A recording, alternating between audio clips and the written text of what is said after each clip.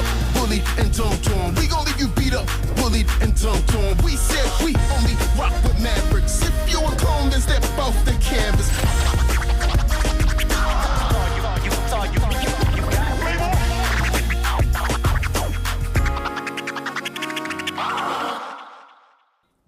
Hello and welcome to episode 4, season 19 of The Box Score.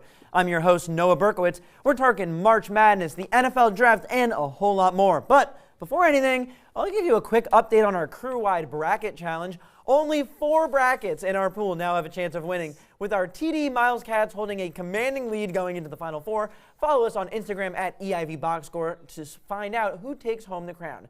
But getting started through, I'm joined by Nandan Nair and Evan Sharrard to talk about the lack of a real Cinderella this year. Nandan, you disagree with me, though. I do, to be honest. And, I see the argument you could make in some aspects in the sense of, we had some really competitive teams like UCSD and, High Point had really great potential. I was really big on them. They flopped, 4 number 1 seeds through the Final Four for the first time since 2008. Yes. Only the second time in history. So you can make the argument that, they're not a lot of Cinderellas. 1 double-digit seed into the Sweet 16? Sweet 16, yeah. Wow. But at the same time, though, I think it was still pretty competitive. We have McNeese, for example, the McNeese Cowboys with Amir Orakan, who went all the way, who beat Clemson, really beat them down. It was close in the second half, but really good game for them. That was the big upset of the half. And we also had some general, I think the other issue we need to think about is that I think this was a really competitive year. And I think a lot of the seeding was pretty brutal to some teams. Like, I think Louisville being at 8 was really, really brutal to them, having played Creighton. Although they didn't play well. They didn't. That's true. But I think it makes sense, Yeah, I agree with what you're saying in terms of this being a competitive year. There were teams that were seeded very low that really could have been seeded higher, or teams that were seeded higher that could have been seeded lower. Yeah. It was a very even year, but I think more than anything, teams that are more athletic and more talented on paper ended up coming out on top, which is why I think people are saying that there's been no real Cinderella story. No one that you can root for that's an underdog. But I think I also will note one thing, though, and this is kind of me playing devil's advocate. I think the beauty of a Cinderella is that it's not meant to happen every single time. The beauty of a Cinderella is that it's, it's every so often you get that one team that makes it through. And so, I think this is a kind of a different year, but we had some teams. We had McNeese, we had Arkansas, who beat St. John's. Okay, but Arkansas being a SEC school coached by John Calipari. That's true. That's true. I mean, can you call that? I mean, you're making faces over there. Yeah, I mean, Arkansas is who I've got for this segment, and they were under 500 in the SEC in SEC play. The toughest conference in Yes, they were basketball. 9th in the SEC. They were one of the lowest seeded teams in the SEC making the tournament. They were a 10 seed. They had to beat Kansas. They knocked off St. John's, which I think was a big-time shock. And these are the highlights from the last game that they played in a actually shocking loss in the final couple minutes. They blew the lead. They really did. They really did blew that lead. Now, the thing is, if Arkansas as a 10 seed makes the Elite 8, is that not a Cinderella run?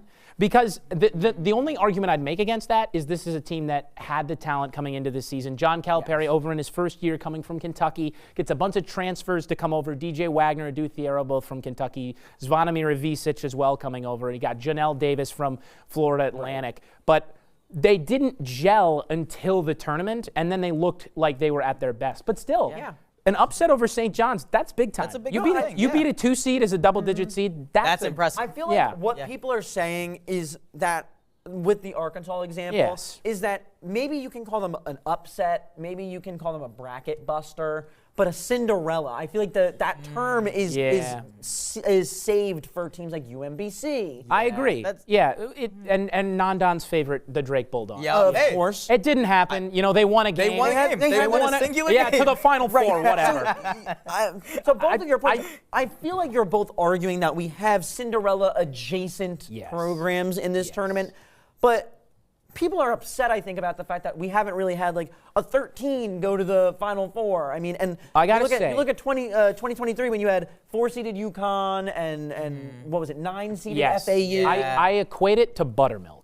You can't always have buttermilk pancakes. Sometimes you have the mix.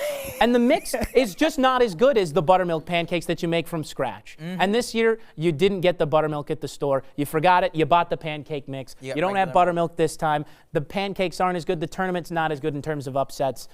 Yeah, But that's what happens you get. sometimes. Yeah. You know what? If I had $1 for every time you just said buttermilk, I could probably place another parlay. Probably.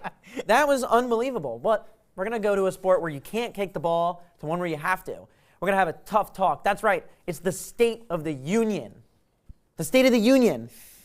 The men's national team. The U.S. men's national team.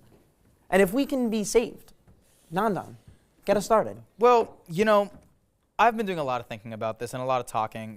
We've talked about it in pitch, and I talk about a lot. Also, quick flex on my Evie-nominated radio show, Getting a Bit Messy. Okay, no need to plug yourself. Okay, but I think we are in a real state of turmoil right now because the U.S. men's national team and U.S. soccer is going into the biggest year in its history, 2026, and we have stadiums aren't built. We have the team itself is in complete disarray. I mean, losing to Panama? We're hosting the World Cup and we lose to Panama? it was rough. And so I think the real issue here is it's an identity crisis. Up until now, we've had talk about, Greg Berhalter was the issue. Greg Berhalter was mismanaging players. Well, he's gone now. What's the excuse now? I think it comes down to the players, and I think this is the most talented U.S. men's national team we've ever had, but it's an entitled one. And honestly, the 2014 World Cup team, in my opinion, would eat this team for lunch. Clint Dempsey, Graham Zusi, Michael Bradley. they would eat this team for lunch because Yes. it's entitled. There is no... I mean, I feel like you see so much more fight in teams from back then, like Joshy Zardes. I mean, never the most talented. Crazy throwback. Never the most talented player Chip on the on pitch. the shoulder. Yep. Chip on the shoulder. Scrappy. Yeah, it was always like it felt like we were punching up. And now it feels like you've got players like Christian Pulisic who should be leading this nation, and he doesn't look like a leader. And now, obviously, we're joined by Cam Veal. You agree with that? I completely agree. I think the issue is that there's no passion. There's no aggression. And then, as there's you no as a Chelsea pride. fan would know, rest in peace to that guy, by the way. rest in peace. There's no passion. There's no vision. There's no mindset. There's no expletive mindset. Yeah. But I feel like when you have legends like Clint Dempsey and Landon Donovan coming out and criticizing this team, if I'm Christian Pulisic, Weston McKennie, Timothy Weah, I'm gonna Tyler Adams. I think Tyler Adams should be the captain of the team. I agree. Like, he's the only one to me that has the mentality. That's where I have to disagree with you. Tyler Adams, the man whose father was the reason that he got on into a starting lineup, and the Greg Berhalter situation, which, by the way, the Greg Berhalter situation was its own entity. Yeah, Gio Reyna. I just think it just comes down to like this team is not playing for the name on the front. They're playing for the name on the back. When I look at Christian Pulisic, he just looks so much better. He looks like a tighter player playing for Milan. And then to play for your country is such an amazing honor and pride. And I feel like they just don't Take it for granted. see it that way. Yes. And I think it also just goes down to the root of the issue with U.S. soccer, which is pay to play. Like, if you have to pay between like $2,000 and $10,000 to get your kid onto a team, even more, where all you need is a ball and a pair of shoes. Yeah. Even like barely a pair of shoes. It's nonsense. You're sending a message. And you're traveling miles and miles. I mean, Exactly. the example that I feel like everyone brings up is MLS Next. Yeah. Yep. But even not MLS Next is talking about the pay-to-play club system. Yeah. It's just other countries like South America, Europe, they're leagues ahead. The PSG Academy, it costs $200 to get in. They'll pay for everything for a year. That's an insane amount, especially for someone who couldn't afford it. And those are giving chances to players who are better but may not have the resources, and that's what we're missing. And that's why, Nandan, you said it is an entitled team, and you can really feel that. And real quick before, we talk about the pay-to-play system and how, all this happens. Quick note, the players in this current starting lineup are playing for Nottingham Forest, AC Milan, Crystal Palace, Charlotte FC, Gladbach, Bournemouth, Lyon, Juve, Norwich City, and Monaco.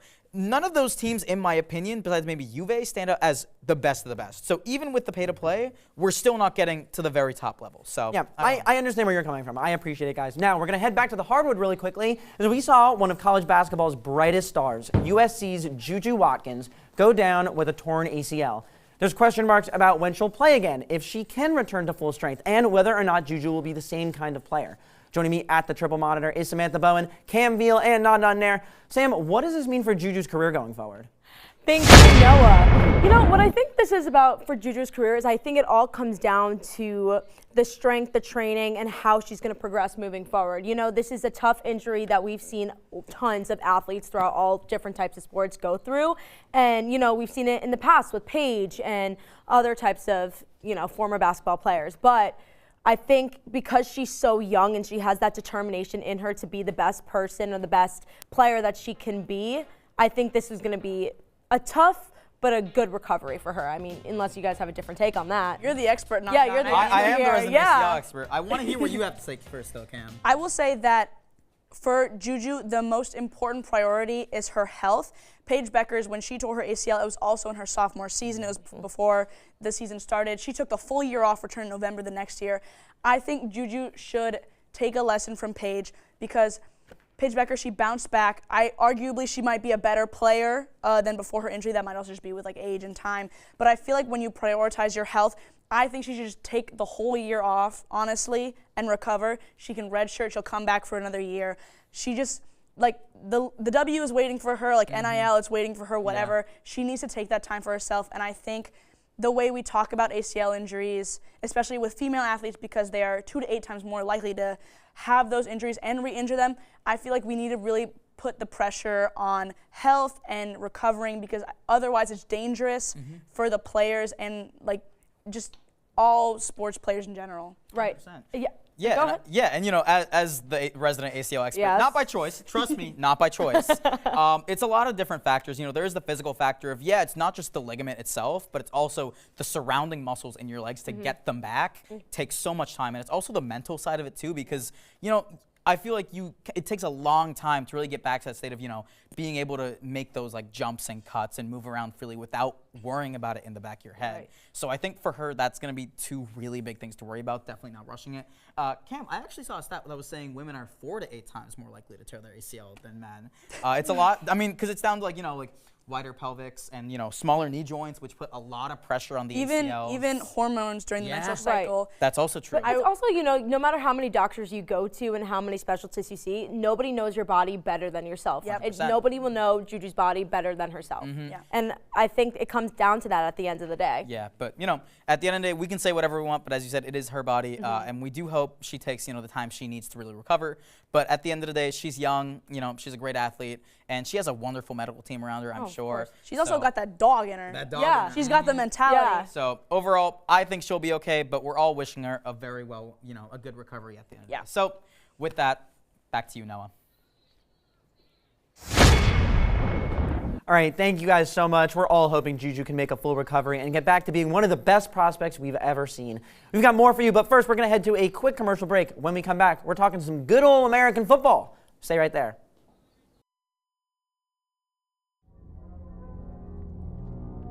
And when I arrive at my destination, I'm gonna kill Bill. Okay, cutting. Sorry, can we get some of this? Where in God's name is the gaffer's tape?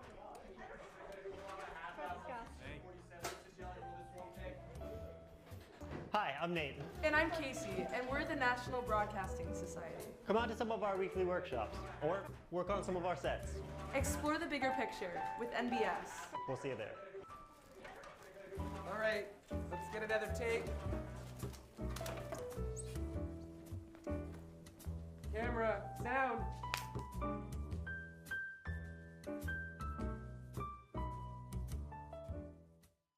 So yeah, it's like Emerson's very own late night talk show. We've got games like Jimmy Fallon, and we're hot like Jimmy Kimmel, and we've got guests. I'm gonna talk to them. You can talk too, I guess. There's a live studio audience, and they're just gonna laugh at everything we say, and it's gonna be awesome. It's just this never-ending cycle of positivity and community and late night content. I'm gonna wear a suit. You should probably wear one too. What do you think? I think you should drink up, because it's closing time.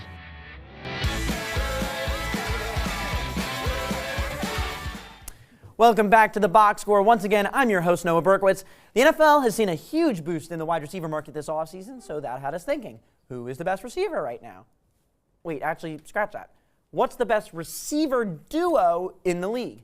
Joining me to debate what team has a 1-2 punch that'll send opposing teams' corners into hiding is Titus Graves, Cam Veal, and Evan Sharrard.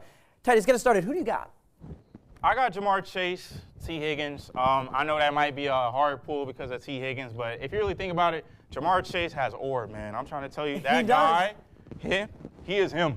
He is more than him. He is first in receptions, first in yards per game with 1,708 yards, first in touchdowns with 17 touchdowns. First.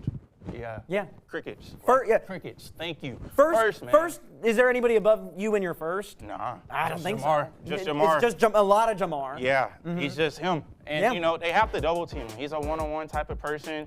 You know, nobody in that division, the Steelers, the Ravens, nobody wants to be that one-on-one on him. Yeah. Safety, they're going to need help. He let my fantasy. He gave me some points, man. I got to give him his props. I love that. I understand what you're saying, too, but where do we come with T. Higgins? You know, like that's like, I love T. Higgins. I'm a big T. Higgins fan. But, like, for the amount that they're going to pay him now and the other duos we see in the league, how do we see Jamar Chase and T. Higgins as the best duo? I do want to say the Bengals out there, Jamar Chase and T. Higgins, y'all better stand on business with that contract. That contract, that wide receiver duo, that is millions of money. And I'm trying to tell you, Joe Burrow's going to love it. I know Cincinnati's going to love it. And T. Higgins, he's a 6'4" guy. He's the guy that can moss a cornerback and a safety. He could come in clutch. He had 900 yards last season. Hey. 900 yards after being injured throughout a couple games. Yep. 3 touchdowns against Denver. I tell you, like, T. Higgins, I feel like he's him. Y'all can't sleep on him. Look at his highlights, man. I'm trying to tell you. Are you saying T. Higgins could be a number 1 wide receiver on other teams? I definitely agree. Yeah. I definitely agree. I feel like T. Higgins, I just feel like he can be that guy and can stand up for another team. But, hey, he got millions of money on Cincinnati, so let's see what's going to happen. You don't think that T. Higgins could be a number 1 on another team? I think it depends, and I think just because I think it really just depends because for my team, right, I have the Commanders, I have Debo and Terry. To me, the T. Higgins is like a little bit like Debo in the way it's like a little bit injury prone. Like he's not going to be the number 1 guy. And like Titus, what you're arguing is that you got a number 1 receiver and a number 2 receiver, like Jamar Chase, number 1. The Commanders have 2 number 1 receivers. No. That's what I'm saying. Listen, I want to hear the argument out, but I cannot take that they're both number 1 receivers. Deebo Samuel was the number 2 receiver behind Brandon Ayuk. I think, okay, but he was also injured for a long time. But listen. Here's my thing. To me, this is my passion play. This is my trust the process pick. This is your Dan Quinn will figure it out play. Dan Quinn will figure it out. Deebo Samuel's already said he's more motivated than he's been on any other team right now to succeed. Because he's got a quarterback. Well, that too. But I think just that trio of Debo, Terry, and Jaden Daniels is going to do amazing things. Terry McLaurin has been one of the most consistent wide receivers in the league. He has consistently been putting up 1,000 receiving yards every single year. He had the best year of his life last year with Jaden Daniels. I think Deebo Samuel is going to be elevated to that status, and I think both of them if Deebo Samuel's return to his 2021 levels, they're both going to get 1,000+ receiving yards. Those are number 1 receiver numbers, and the Commanders are going to win the Super Bowl. Hot take. Whoa. I'm calling it right now. Commanders are going to win the Super Bowl. Yes. Way too hot. 100%. Way too early hot take. Here's what I'm going to say. I think where people are going to lose you most is the age of a guy and the injury history of a guy like Deebo Samuel. Is he a number 2 capable of competing with other number 2s? I mean, you see other guys around the league. Like, take a duo we're not going to talk about tonight, but Devontae Adams and Puka Nacua. Is Deebo Samuel at this point in his career better than either of those players? I think, honestly, he could have like this one great, amazing season, and he could do it. I think this is. But it's an if. Like, it's the production has not matched. But you gotta trust me, man. You gotta see the vision. He wants to trust the process. You gotta trust the process. No, trust me, man. You can put this on Hot Take Takebacks next season or whatever. Hot Take Takeback. I'm gonna put it on Hot Take Takeback next episode. Right now, I think this is a Super Bowl caliber wide receiver duo with their QB, and I think Deebo Samuel is going to put up these numbers that are going to make you like cry tears of joy. All right, the only reason I'm pushing against you so hard is because Titus has statistically the best offense in arguably NFL history behind him. Yeah. However, Evan, you are going to give me a duo that you think is better. Yeah, when I'm thinking about this, I'm thinking specifically about the fact that it's a duo. So Devontae Smith and A.J. Brown are my picks. A.J. Brown, Devontae Smith, very complementary players. A.J. Brown is a my ball man guy. Yes. And Devontae Smith is streaky speed, great deep threat, really shifty, moves really well all over the field. And A.J. Brown's faster than you think, too. The first highlight here was him outrunning an entire defense over 30 yards. What a catch. Both of these players, not only are they number one receivers, but also both of these players won a Super Bowl just now, and in terms of what they do to a defense as a duo, they are more valuable together than they are apart, which I think is a difference between both of the other duos. I agree with that, and I think that's an excellent point. What I do have to say is that obviously Devontae Smith, arguably one of the best college athletes in history. The question mark comes, could he do it on his own? Yeah, it remains to be seen. It remains to be seen. I appreciate you guys. I'm going to throw one out there. Amon-Ra St. Brown and Penei Sewell? No? No one liked my O-lineman joke? All right, well, sticking with some football, we're going to talk about my favorite time of the year. That's right, it's NFL draft season for all my friends. You know I'm nerds. And there's no one that people are talking about more than Boise State running back Ashton Jeanty. Problem is that nobody knows where he's going to go. He could land anywhere from number 6 to number 20. But that's why I'm joined by Samantha Bowen, Titus Graves, and Evan Sharrard to break down exactly where they think Jeanty will land. Thank you so much, Noah. Let's start off with Ashton Jeanty at number 6 with the Raiders. Personally, we could start off with the basics, why this is a financially smart decision for him. I think financially he'll be in a better contract at a higher number. Could be a hot take. I see your faces over there. I don't know. But I think the Raiders also need someone strong in their offensive line, and I think he's the answer to that. You know, he can catch in the backfield. I think he would structure a strong offensive line, and that would be where they needed to start. That's just my take. I just think it would be better for him to be at a higher number, build that offensive line with the Raiders, and then they can move on from there. But Titus, what you got? I got the Bears picking them 10th pick. I don't know if nobody forgot, but like front runner for Heisman, hello? Like they're going to try to get him with Caleb Williams, who won the Heisman maybe like 3 years ago. The Bears got a new offensive line. They're going to want to have a runner back that's going to push through and get them some yards and get them some touchdowns and make some definitely good plays. I think the Bears have good weapons. They got DJ Moore, they got Rome Odunze from Washington, and then they just got Zacchaeus from the Commanders that was a former Falcon. He's going to be a good wide receiver 3, so I definitely think the Bears are going to try to get a runner back. They're doing good on defensive. They got Grady Jarrett. They just need a runner back. All right, well, I'm last here. I've got the Dallas Cowboys. Now, this is kind of a match made in heaven for an offense that pushes the ball downfield so much passing-wise.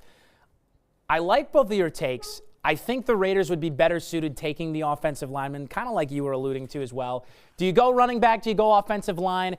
A guy's going to get tackled every play as a running back, especially behind no offensive line. I think you take another year off. You say that the Raiders pass up on Jeanty. The Bears, also another great spot for Jeanty. I think you both made great arguments, but the Cowboys are a perfect fit if he falls that far. And I think he will, just because I think that the Bears have other issues that they're going to want to solve instead of going running back that high. And I think there are other great backs available as well. The Cowboys, on the other hand, need to make a move right now to get the best possible offensive talent they can because of how poorly their running game worked out last year, despite finding some diamonds in the rough. So that's why I've got the Dallas Cowboys falling into this spot where they can grab Ashton Jeanty, move him over from Idaho to the Lone Star State.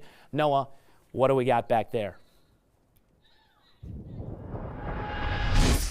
Guys, thank you so much. Now, we're going to change the shape of the field for a second because we're heading to the diamond for the beginning of baseball season.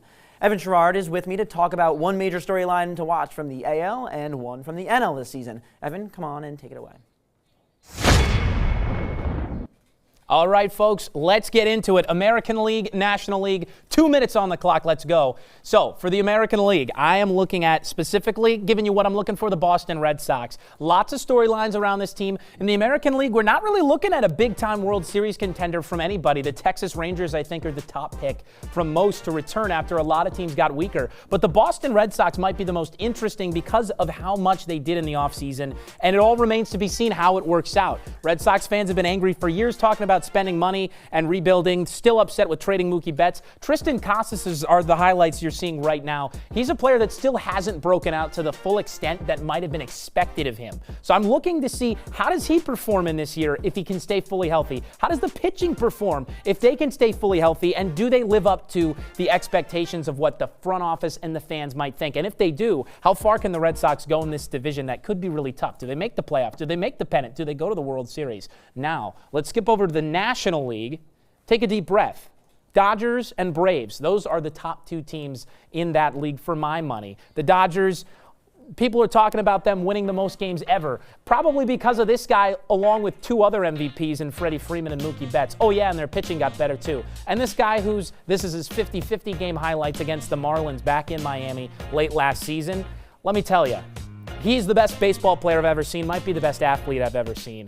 This team is going to be incredible. Can they sustain the heat that they had last year and make it back to the World Series? And for the Braves, they're going to be recovering Ronald Acuna Jr. this season, a former NL MVP, huge offensive force, and a great defender as well. Really fast player out there. Dodgers and Braves, those are the teams I'm looking at. Can the Phillies sneak in there? We're going to find out. We are just a few games into the Major League Baseball season. That's all I've got for you here on the box score for American and National League Baseball. Let's go back to the desk. Noah Berkowitz, F1, let's hear.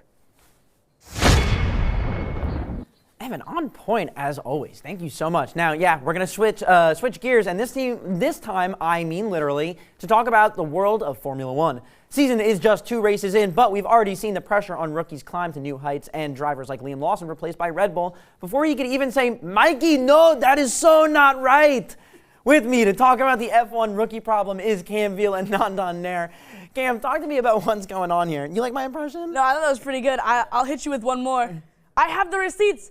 Checo's been saying the car's messed up.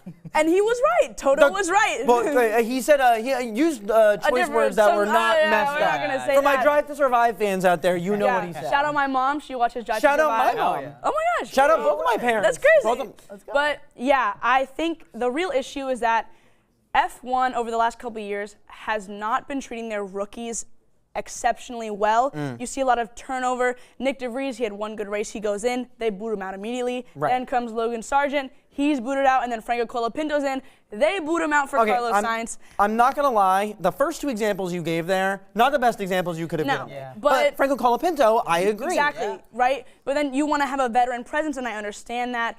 And then you have Liam Lawson, Jack Doohan, Ollie Behrman, Gabriel Bortoletto, Kimi Antonelli, they're all coming in, and Liam Lawson gets the boot after 2 races. I know. He's only 20 years old. He hasn't had a couple good races. Even for Red Bull standards. I know. Red Bull they have that legacy of booting out drivers who Alex don't fit. Albon, Pierre Gasly. And it's not every 18-year-old kid is going to be Max Verstappen and win your first race on the senior team.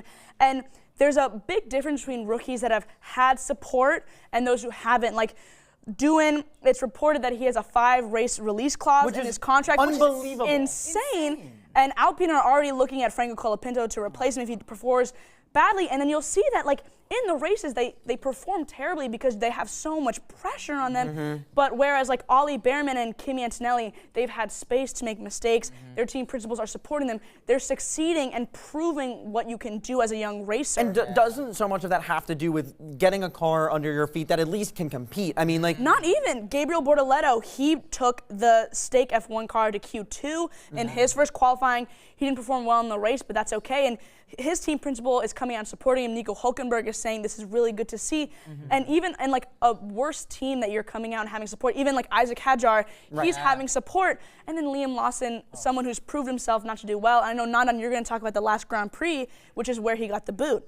Yeah, exactly. And I think I'm really going to zero in on Red Bull a little bit here because I think this is where we see the biggest example of it is, going into the season, obviously I think we're seeing a lot of history. I don't understand why we keep trying to pair young drivers with Max Verstappen. Yep. Yes. Because it just keeps failing. They try to be fair, it didn't work with Checo either. It didn't work. He did better than He did everyone better else. because they tried it with Pierre Gasly in 2019. He was demoted halfway through the season. They tried it with Alex Albon. We saw clearly how that went. And then you have an experienced Yuki Tsunoda in the wings right there. And they claimed, it was he had emotional management issues or anger issues? If there's That's one Max's anger management issues too. I'm just about to say, if there's one person who cannot control his anger over the radio. It's Max Verstappen. Like it makes no sense. And so Poor for to go GP with- over the radio. And also, I think especially with Australia, I mean, come on, throwing rookies right into it in the rain is already brutal as it is. In the rain, in one of the most chaotic opening races we've seen in years. Almost all the rookies crashed out, and even the one that did finish dead last out of everyone. Like, I think it's just so brutal. And like, F1 is so ruthless. You know, like, unless your family owns the team, it's literally impossible. Who said that? I don't know. Lance Stroll. But unless that, it's literally like so difficult to get into it. And I think especially with a lot of these young drivers, rushing them through F3, F2, not giving them the time to get themselves in the car and have experience, we're seeing the issues that come with it. And you can't expect it to happen. And there's only a few drivers that really end up going right into their seat. I mean, I think Oscar Piastri and I think Kimi Antonelli right away. Yeah. But Kimi had a lot of support from So Toto. much support, Exactly. And it comes down to, like, if you're like Helmut Marko and Christian Horner, if you're listening, I hate you. They're destroying drivers, and then you're coming out and you're saying all this bull crap, and also Helmut Marko, you racist ass. Like, come on. Like, it's just not good for the drivers. It's not good for F1's integrity. Nope. And I just feel bad. Like, I feel so bad for Liam Lawson. I know. He doesn't Listen, deserve this. listen, we could talk about this all day. You know I'm Yeah. a big Formula One fan, but the pressure in the paddock is mounting. Thank you guys so much. We're going to head to another commercial break, but when we return, we've got a 2v2 showdown, right here at the desk. We'll be right back.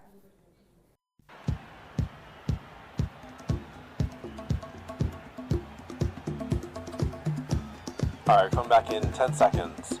Ready, camera one. Camera one, get a wide shot of the entire thing, and in 3, 2, 1, take talent cue. Welcome back to Emerson College. Emerson Camera trails 4, get a shot of the players coming across the court. 10 seconds left. Emerson trails by 1 point. As Camera 2, close up on the person shooting. Thanks, Joe. With 10 seconds left, Emerson is hoping to pull away and score this big Camera 1, get a close up, follow them over. Emerson trails WPI by 10 points. 10 seconds left. Emerson trails by 1 point as the team finishes their timeout. Camera 1, close up on number 33. Thanks, Joe. With 10 seconds left, Emerson is hoping to pull away. Follow the ball, follow the ball.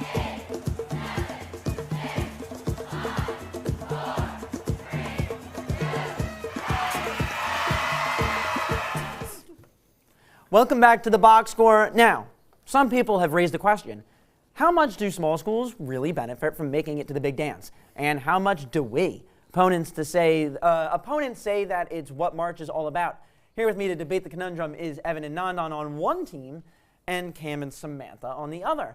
Now, Evan and Nandan, I'll start with you two, but you guys here, do not hold back. I'm rooting for you two. Do not let them get away with whatever they want. Okay, get me started. What's your position as a team? Yep, so our position is that it's good to have the smaller schools in the big dance and good for them to make it far. And honestly, I think the whole argument of, we want to see the best play the best and we want to see this and this and this, I fully understand that. But also, is that really what March is about? I mean, come on. Heck no. When we think about tournaments of the past, what do we think about? We think about Oral Roberts in 2021. We think about Loyola Chicago in 2018. Sister Jean. That's what I was going to say. The storylines are what we talk about. We talk about things like Sister Jean. In this tournament, we have characters like we have Amir Khan, like a team manager. Yes. And so it's like, these are the stories that make March what it is. Okay, now I don't disagree with that, but what about the schools that get in and they don't make it far and you forget them, but the players have been on the stage, right? And we're in an era of NIL, transfer portals, money is everything right now. And if your school, like St. Francis, who lost to Alabama State in the first round, and they don't get any money, they got the little bit of viewership they did, and now the school has announced via email that because of financial reasons, they're reclassifying as D3. If they had won that game, maybe they would have had enough money to continue. We want to see those stories too, but it's not that we shouldn't be letting smaller schools play in March Madness, because that's what March is all about. But how can we make sure that that can be self-sustaining and efficient for the teams? Right. Also, going off what Cam said, when you play these games, you also have standout players, and you lose those players by having those standout people. That's a great in smaller point. schools. But Evan's gonna cut me off. Go ahead. Yeah. No, please. No. Schools, organizations, companies, corporations, whatever, they're all made up of what? People. And so when people leave the small school and go to a big school, they made it. Yeah. They made their success, and that is why it's great to have those small schools. You'd make a great humanitarian, my friend. If they were not in there, would you say that they don't deserve to have that fame and to get what they could get out of March, to have that positive moment for them? Because without those small schools competing, you don't have that. Those names don't get heard. Sam has been waiting in for 30 seconds I now. don't disagree with you, but in that sense of, yes, they're getting their fame and they're getting, but now you're competing with those other people who also have names. If you're at a smaller school and you've got a big name, that's all you know. If I go to that small school, I'm like, wow, she's great, he's great. But if I move to a bigger school, then I lose that name to fame. And it's not even happening at just the smaller schools. I mean, what I'll take as the example, almost as the bridge between both of these takes, is Tom Izzo the other day saying this is the closest group he's ever had. And his glue guy, just a day later, announcing that he's entering the transfer portal. Yeah. I mean, it's happening with schools that are huge. Huge. Yeah. So what are little schools supposed to do about it? Exactly. Well, it provides the perfect the best thing about competition and the best thing about that sort of environment is it demands that everybody get better, that nobody rest on their laurels. And there are plenty of negatives to that. Yeah. But when you are a school, especially an administrator, your job is to make the school as attractive as possible. Exactly. So if you want students to come, give them a reason. And I Don't can just sit on what you have been. And I also have some stat. I actually have a stat about that because I did mention that I think what's really cool about this is when these smaller schools do well, or even when they make it to the tournament, their admissions skyrocket. Like we talk about, for example, Butler in their 2010 run, they saw a 40% increase in admissions or applications. That's a lot. You talk about Florida Gulf Coast, they just made the No, Sweet but 16. That's what we want to happen. Yeah. And if they can't even get into the tournament, then how do we facilitate that? Right. Yeah. That's a good what point. we're arguing is that it's not the people that shouldn't be able to leave and go where they can go. It's how can we ensure that every single year we get the smaller schools in there, and then if they go farther, they get the money, they become more attractive. But those that don't, are there incentives to make produce better basketball teams? Can the NCAA have some sort of another play-in tournament like the NBA does? I mean, that provides more. It's like the NIT in many ways. Well, hold on. Before we even go there, it gets a little tougher because you have to get into the ethical debate of what happens when remember, these are schools first. Yeah. That's true. So when you're giving incentive for these teams to have a better basketball team, are you all of a sudden talking about changing where your academic funds are going to support its sports team? It's one of the biggest problems in Division I sports. That's true. That's where I'll leave it. All right, But yeah. I appreciate it. I love a good lively debate on the box score. Thank you, guys. Now, in some major global sporting news, World Athletics, who is the governing body of international track and field, announced that they will be requiring DNA tests for female athletes in order to determine eligibility for future events. With me again is Evan Sharrard and Samantha Bowen. Evan, break down for viewers at home why this is happening and what the consequences could be. My goodness. Okay, yeah. Well, there has been this debate, now globally, about whether transgendered athletes should be allowed in the gendered sports, which are men's and women's sports traditionally speaking. And so the World Athletic Committee makes this rule change where now once in your entire career, you must get tested. Now, a couple of things I want to point out. This issue is predominantly in women's sports. Almost entirely. Almost entirely, yeah. A big reason for that is because of the age-old studies that point to the male body being the superior athletic form. And there have been competing studies that have been released in terms of ability, not in terms of muscle mass growth. And that really brings me to my main point about this whole thing. So the impact that this could have, I'll get to that my main point later. The impact, because that's what you asked me, is this could really hurt a lot of transgendered people, especially as they have been on the road to finding more equal and equitable livelihoods. Opportunities. Yeah, and so again, this is sports. So sports to a lot of people is a livelihood, but it's sports. And sports are competition that are done in sport, which is in play.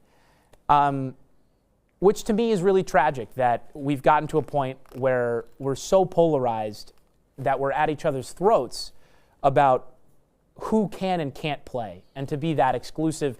You're cutting a big portion of people out, whether you think that the issue is about competition and fairness or about freedom to play. Evan, I love what you're saying. You know, I think everything that Evan said is absolutely correct. I also think it comes down to athleticism. Like, DNA does not define how athletic you are, you know, and, you know, whether it's a man or a woman, or if you're transgender or whatever you are, it doesn't matter. I think if you're going to do it to one gender, you must do it to the other. Yeah. Yes. And that comes with a little sexism. I'm sorry to say it, but it does. Absolutely. And it just comes down to the fairness of the game, whether it be track and field or it be, you know, football or whatever, soccer, whatever sport it is. I think, you know, as a woman who does play sports, if I were to be tested, I would absolutely ask, why is the opposite gender not? Right. And I think in many ways, to the broader point of this and the scary perspective, is the fact that this is now not just being weaponized as a way to target transgender people, but also as a way to target women, like you said, who may present more historically masculine traits, athletically speaking, despite the fact that that is not what is a masculine or a feminine trait. Right. And we're inspecting genitalia now of women specifically, and the chromosomes, which does not define your gender. There are multiple combinations of chromosomes you can have. We saw that this past summer in the Olympics. In boxing. Where does this stop? Where instead of testing because we don't want trans athletes to compete, when does it become we don't want women who present themselves as more masculine to compete? Right. And when does it become we don't want women to compete anymore? Right. I want to make a comment that actually takes this more abstract than we're even talking right now. Because at the end of the day, you can get into the minutia of stripping away rights from people, and you can get into the sexism and the homophobia and the transphobia that exists in the sports world as a microcosm of the world as a whole. But it, at the end of the day, does come down to what do we value more, people or the integrity of a sport for someone's opinion. That is what this is all about. And on one side, and it is more complex than two sides, so I don't want to say that, but still, there are people, and then there is integrity of a sport. What's more important to you? And that should decide for yourself where you stand on this. Yeah. I completely agree. I think this was a very powerful and necessary segment at a really important time, especially on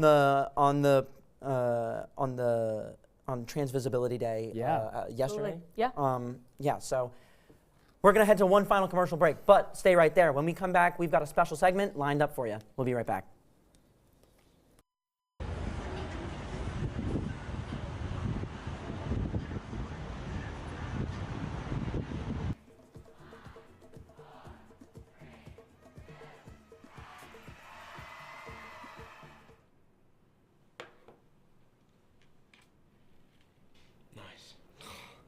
Jeez, that's real super. Had a nitwit like you get so tasteful. I can't believe Lance prefers Brad's commercial to mine. Let's see NBS's commercial.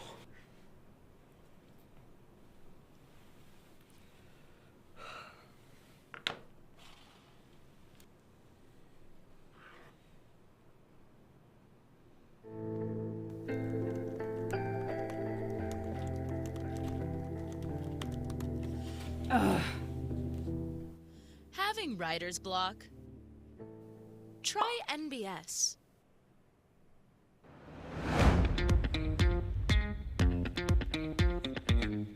All right, everyone put those scripts away. We're going off with scene convention canceled in 5. And action. It was you all along! No. I didn't kill the boy. Cut. Struggling with delivery? Try NBS. It was you all along! It wasn't me. I... Cut. Everybody hold. Lighting. What's going on?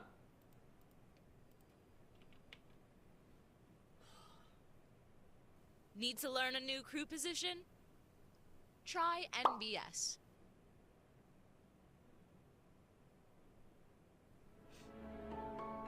It was you all along! It wasn't me, okay? I didn't kill the boy. I promise.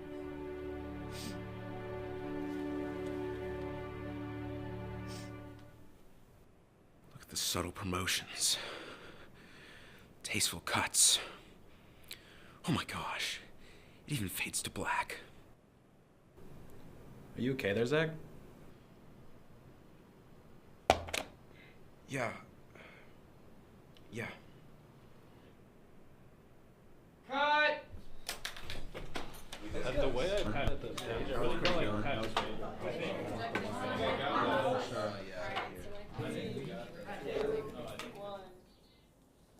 Welcome back to the box score. We're 25 years into the 21st century, which, if I'm not mistaken with my Emerson math, is a quarter of the way through. And the NHL made quarter-century teams themselves, so why not have our talent make one? But no nationality or team limits, just the best players over the last 2.5 decades. With me is Cam Veal to tell us her quarter-century squad, which has a few notable snubs. Thank you, Noah. And I know you may think there's some snubs, and I will address that, but the NHL has gone through 25 years of amazing hockey. I'm a big fan. There's a little girl who watched her first Capitals game on May 2nd, 2013, and she's in TD Garden right now, spiritually, watching Ovechkin try to beat Gretzky's goal record. But right now, we're going to talk about the best players, best 5 players, and I'm going to start from the bottom. For my goalie, I have Martin Brodeur. He is a 3-time Cup winner. He's a 4-time Vezina winner, 5 times Jennings winner. He's first in goalie wins, and I think overall he just got it over notable goalies like Carey Price and Henrik Lundqvist. But I think Brodeur kind of set the standard for what being a goaltender in this era means. Next, I'm going to go with a little bit of a controversial defenseman choice. I have Erik Karlsson, most notably from his time on the Ottawa Senators. He is the only defenseman, other than the one I'm going to mention in a second, to win multiple Vezina trophies. Well, nope, sorry, not Vezina trophies, Norris trophies with 3. He is the first defenseman to have an 100-plus point season since 1992. I think for me, he defined what defending is in the 2010s. And of course, he had that amazing campaign against the Penguins, falling short, where he played with a broken foot. Next, I have arguably a top 5 defenseman of all time, Nicklas Lidstrom, a 7-time Norris winner. I would argue if Bobby Orr wasn't a player, they should name the trophy after him. He's a 4-time Cup winner, with 2 of them coming in the 25 years since 2000. He's kind of just that guy you want on the team. He's an anchor. He played for the Red Wings for the entirety of his career, and he's a defensive defenseman at his core. Next up, I have a bit of a controversial choice. This is my first one, I think, what Noah's getting at. Evgeny Malkin. I think for me, as much as I hate the guy, he is a very underrated player and has been over the last 25 years. He has won 3 cups with Sidney Crosby. He has had amazing production. He is one of the all-time Senators of his career, and I have him over Connor McDavid in this because my last 2 picks are the ones that you definitely want to see. Cam, you've got him over Connor McDavid? Because here's the thing. Cam. Evgeny Malkin, from 2006 to 2025, is an amazing career. Connor McDavid, if he retires right now, is a first ballot Hall of Famer. But here's my concession to you, Noah. 2025 has just started. The season's not over. If Connor McDavid wins the Stanley Cup, he can go ahead of Malkin for all I care. Yeah, but and he's honestly, ahead of Malkin now. See, you Connor say that, McDavid but has, how many cups does he have? It's not about the cups. It's about what have you done in the 21st century. I still think because of the era Malkin has played in and still being an Art Ross winner, a Hart winner, I just feel like this is one that's up for debate, and I'm happy to debate it with you on future segments, but I think I want to move to my top two. Okay. My least favorite player of all time, but I do have to, I have give a him guess his who you're going to chops. say. Yes, Sidney Crosby, man. Like, God, I really hate him, but I cannot deny what he has done for the sport of hockey. If you ask Connor McDavid who his favorite player was growing up, it was Sidney Crosby. If you ask Nathan McKinnon who his favorite player growing up was, it's Sidney Crosby. If you ask Connor Bedard, it's Sidney Crosby. He's a top 5 player of all time, 3 cups. Him and my number 1 pick for quarter century team, I think were the contributions that hockey I wonder needed. who it is. I wonder. I wonder who it is. Kim, sorry, I need to just get something real quick. Ovi. Alexander. Mikhail Gorbachev Ovechkin. Like, God, I love you. If you're watching this, just know. He's at TD Garden right now. Shh. Ovi, if you're watching this, never let the haters get to you. He is the greatest goal scorer of all time. He's a top 5 player of all time. 2018 Stanley Cup winner. He scored the greatest goal in NHL history in front of the great one. He is the epitome of quarter century team. He and Crosby, they brought the NHL to the limelight once more. He's probably the second greatest hockey player to have ever played. Exactly. And with that, that's my quarter century team. I'm willing to debate anybody in the comments or Noah later, but I'm just going to say what I said before. I'm going to say what I said before. A little part of me is in TD Garden right now, watching my glorious king. Noah, back to you. Cam, I need to start putting a leash on you. How did you get Ovi, the Ovi plushie from here? Listen, before we get to the fun at the end of the show, we've got to put me through some torture as we talk about the potential transfer disaster class going on at Liverpool. Joining me to discuss what in the world FSG is doing is Nandan Nair and Cam Veal. Nandan, what's happening in Anfield? Good Lord. Well, hey, I'm loving this. What's not happening? Nandan, are you excited? I'm so excited. I'm so excited. Spare me. I think the way I would say this is I trust FSG with handling their money just as much as I do with having healthy knees. They don't know what they're doing. As we found out earlier in the show, you are our ACL 10 expert. Yep. So point being, they're in a crisis right now because Trent Alexander-Arnold is already speaking Spanish. He's already off in Real Madrid at this point, pretty much confirmed on a free. Oh, my skull's kicked. On a free. Zero. Okay, I know what free means. Mo Salah is most likely on his way out from the looks of it. No. He wants to stay, but FSG said no, on a free. Again, another zero. Free. And then Virgil van Dijk, who also seems likely that he's on the door. So let's count that up, Cam. Also, that's zero. On a free. So let's count that up. So that's $0 from him, from Salah. That's $0 from Trent. That's $0 from Van Dijk. That kind of adds up to It's $0. 1, 2, 3. What does that rhyme with? What does that rhyme with? Free. So point being, it's a bit of a disaster right now. Yeah, Liverpool, I know. They are going to win the league. That is pretty much confirmed. Cam, I don't want to hear. Bukayo Saka, if you're watching this, I saw you score 6 Nobody's in. Ovi's not watching. Bukayo Saka's not watching. Liverpool have got it wrapped up. But it's over. That's it though. Because they're out of the Prem. They're out of the FA Cup. They lost the Carabao Cup to Newcastle, who haven't won a trophy in 58 years? Yep. 58. So we're out of the Champions League. In front of Spurs. Ever since World War II. So there's that. Not even the Cold War. So I don't even know at this point. And then, listen. At the end of the day, they're not challenging. They're winning the league and was in a very weak Premier League this year. Yep. We gotta wrap it up. Listen, if the show was going on longer, I would let you make fun of me for a little bit more. But all right, we'll do that anyway. All right. Yeah. We've reached our final segment, and this is going to be fun for me. Now, we told each member of our talent tonight that this final segment would be a completely different member of the team. So none of them actually know who or what this segment is about, even though they think they did. None of them even know who is on this segment. This is my April Fool's prank to you, my friends. Joining me for the April Fool's edition of Cam's tweet is Cam Veal. Oh, wait, and Evan Sharrard. Oh, wait, I forgot another. It's Nandan Nair. What? Oh, hold on, there's more. It's Sam Bowen. Titus. What are we doing here? All right. Hold on. Welcome to Tweet Anarchy. All right. What? April Fools. So I'm a fool because you betrayed my trust? I'm a fool for holding what you say with complete sincerity? I'm not the fool. You are. Yeah. Noah, you're the fool. Everyone point and laugh at Noah. Everyone point and laugh. Hey, last time I checked, I'm still sitting down over here, and you're standing up at the triple monitor, and none of you clocked it. None of you. I don't want to hear it. Well, I got Cam's tweets, which makes the most No, sense. I got Titus, and I was giggling like a madman. I got Sam, so Sam's tweets.